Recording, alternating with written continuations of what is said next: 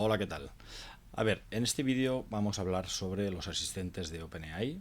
Creo que en su momento ya hemos ido hablando de la diferencia entre lo que es un Create a Completion y un Message and Assistant, y en su momento yo os dije que lo mejor que podíais hacer era cuando teníais un caso concreto en el que teníamos que atacar un escenario de Make, en el que necesitábamos de la inteligencia artificial para resolver un problema puntual. Lo que haríamos sería usar un Create a Completion y no reaprovecharíamos esta consulta a un modelo de lenguaje, y el asistente es más bien para cuando nosotros lo que queremos es utilizar a la inteligencia artificial, definiendo muy bien cuál es su función, y esta función la vamos a reaprovechar en un futuro.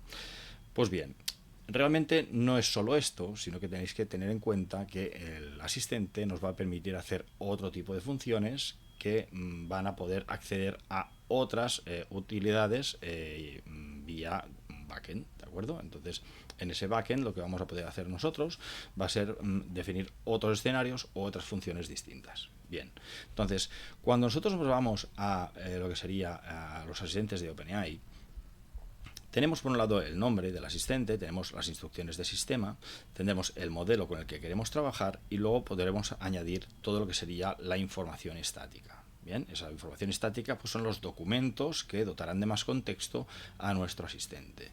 Luego tendríamos la parte del interpretador de código, y luego tendríamos la parte de apartado de funciones. Este apartado de funciones viene a ser muy parecido o es bastante equivalente a lo que sería las acciones en un GPT de ChatGPT, ¿de acuerdo? Pero no funcionan de la misma forma. Entonces, yo sé que muchos de vosotros venís del mundo ChatGPT y GPTs. Entonces, en los GPTs, la definición de un GPT para conectarse vía API a otra utilidad se realiza con un código que incorpora tanto las variables como la llamada a esa API, ¿de acuerdo? Con lo que sería el webhook, el acceso HTTP a esa API. En el caso de los asistentes con OpenAI, cuando trabajamos con la plataforma de OpenAI, no tenemos webhooks, es decir, no podemos llamar a esa función desde este apartado. En el momento que nosotros vayamos a definir una función, aquí nos dan un ejemplo de la definición de una función, y en la definición de función nosotros lo que hacemos es explicar muy bien al asistente, le indicamos qué variables son las que vamos a necesitar, si son requeridas o no son requeridas, y le explicamos primero para qué sirve esa función, y luego le explicamos para qué sirve cada una de las variables, o más bien para qué sirve no. Cómo ser capaz del asistente de detectar cuál es la variable y meterla dentro de lo que sería el contenido de la variable o el valor de la variable. ¿De acuerdo? Entonces, este código va a ser siempre el mismo y nunca va a contener un webhook. Nunca. El webhook lo vamos a tener en el backend. ¿De acuerdo? El asistente solo nos va a dar por un lado, necesidad de que tiene que realizar una acción o una función, y por otro lado los valores de las variables que hayamos definido en este código de aquí. Bien, entonces para nosotros poder acceder a trabajar con estas variables, el primer caso en el que vimos esto suceder, el primer caso en el que lo vimos dentro de lo que sería el redactado del curso, tal como está en la academia, sería en el apartado de lo que es BotPress, ¿de acuerdo? Entonces en BotPress nosotros lo que hacíamos era trabajar con la API de OpenAI, que nos va a ligar este escenario de BotPress con lo que sería el potencial del modelo de lenguaje de OpenAI, y aquí lo que hacíamos era crear un run, ¿de acuerdo?, en el que nosotros nos conectábamos a la API de OpenAI, y lo que hacíamos era empezar a correr un run, ¿de acuerdo? O sea, nosotros en ese run lo que hacemos es le metemos un mensaje, hacemos correr el run y obtenemos una respuesta. La respuesta que podemos obtener es una respuesta de que se ha completado correctamente y tenemos un mensaje que nos va a llegar del asistente, que va a llegar desde la plataforma de OpenAI a BotPress, y ese mensaje va a ser un mensaje más que nosotros vamos a mostrar en pantalla y interactuaremos con el usuario. Pero luego hay otra opción, que es que OpenAI nos diga, oye, que para poder darte respuesta necesito realizar una acción. Entonces nos va a decir que necesita esta acción y nos lo comunica con un requires action, ¿de acuerdo? Este código de aquí. Y además que nos dice esto, lo que va a hacer es que nos va a dar exactamente cuál es la función que quiere utilizar, y además de darnos la función nos va a dar las variables que vienen cargadas en esa función, ¿de acuerdo? Y con esa información nosotros podremos ir a buscar un código, que es el de consultar disponibilidad en este caso, y en el cual nosotros haremos una llamada a un webhook, ¿de acuerdo? Y le enviaremos unas variables que nos vienen desde OpenAI. ¿sí? Y entonces ese webhook llamará a un escenario de make y luego tendremos un webhook response que nos dará la respuesta y esa respuesta es la que le damos al asistente. Contextualiza y nos vuelve a mandar otro mensaje. Esa es la idea, ¿de acuerdo? Pero claro, ¿qué pasa cuando nosotros queremos trabajar de la misma forma desde otro sitio que no sea WordPress? Como puede ser en un chatbot tipo HTML. En el caso del chatbot HTML, nosotros lo que vamos a hacer desde el chatbot que tenemos cargado en la web es una llamada a un webhook al cual nosotros le vamos a mandar toda una conversación entera. Y dentro de esa conversación habrá un último mensaje que seguramente pues, estará pidiendo cosas nuevas. Entonces lo que nosotros podemos hacer es decirle al asistente de OpenAI que si nos piden, por ejemplo, que quieren pues validar si tenemos que coger una cita para ver si hay disponibilidad o cargar, o tenemos una conversación con un comercial que nos está dando información sobre la última visita que ha hecho, ¿no? A qué empresa ha visitado, si ha vendido alguna cosa, si tenemos que hacer algún paso adicional después de la visita. O sea, para lo que queramos programar ese asistente, si necesita hacer alguna cosa más, que es la de apuntar información que hayamos recibido del usuario, porque pensad que tenéis chatbots externos e internos, ¿de acuerdo? O sea, puede haber multitud de escenarios en los que podemos utilizar un chatbot de este estilo.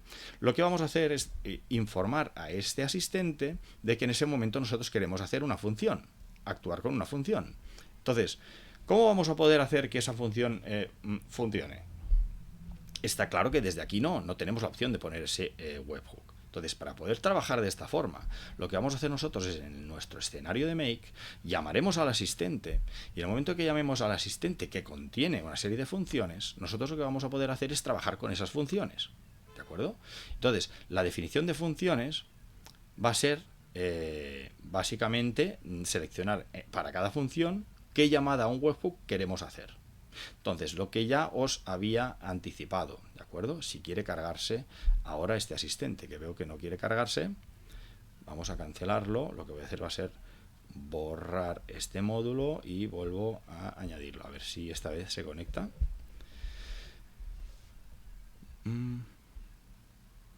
Bien, ya tenemos ahora aquí el asistente y entonces en el momento que nosotros le llamamos a un asistente, como puede ser el de cualquiera de estos de la clínica, ¿de acuerdo? Lo que va a hacer va a ser cargar esas funciones.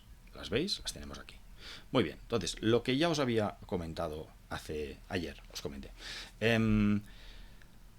Los módulos de Make no solo hacen una llamada o conexión API, ¿vale? Yo siempre habíamos dicho que cada uno de estos módulos que ponemos en Make, si ahora le añadimos uno de Google Sheets, realiza una llamada, ¿no? Hace una conexión API, ¿vale?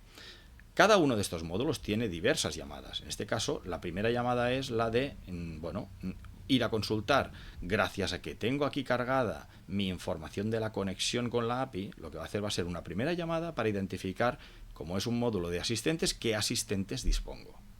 Una vez que ya he escogido el asistente, lo que va a hacer va a ser llamar otra vez a ese asistente y decirle, oye, dame cuáles son tus funciones. Y si tiene funciones, me las va a precargar aquí. Y una vez que yo tengo estas funciones de aquí, puedo rellenar aquí con el webhook de otro escenario de make, otro escenario aquí y otro escenario aquí. Y entonces el asistente, cuando detecte que necesita activar uno de estos escenarios, pues lo va a hacer desde aquí. Y luego vamos a obtener la respuesta, el webhook response de ese escenario. Por tanto, podemos ir haciendo escenarios que están anidados dentro de otros escenarios y que la decisión de hacia qué escenario vamos a ir va a tomarla el asistente de OpenAI. ¿De acuerdo? Por tanto, si necesitáis trabajar con asistentes y necesitáis un backend, en WordPress lo tenemos, que sería pues todo este código de aquí, que para eso os he dado las plantillas y para que podáis trabajar con él, y si necesitáis para cualquier otro caso, para cualquiera de los otros, vais a trabajar directamente desde Make, ¿de acuerdo? ¿Podríamos trabajar desde el HTML para intentar hacer algo similar desde allí, llamando a los webhooks directamente? Se podría hacer. Lo que pasa es que entonces estaríamos dando toda la información de todos los webhooks de nuestros escenarios, o podríamos hacer conexiones a APIs distintas, pero estaríamos revelando nuestras APIs, nuestras API keys. Por tanto, como disponemos de Make y sabemos utilizarlo, siempre vais a tener que trabajar con escenarios de Make. O yo recomiendo que utilicéis escenarios de Make, que para eso ya conocemos la herramienta y podemos luego establecer todas las conexiones con las APIs. ¿De acuerdo? Pues bueno, con este vídeo lo que pretendo es que quede más claro todo esto de los asistentes. ¿De acuerdo? Venga, pues hasta el siguiente.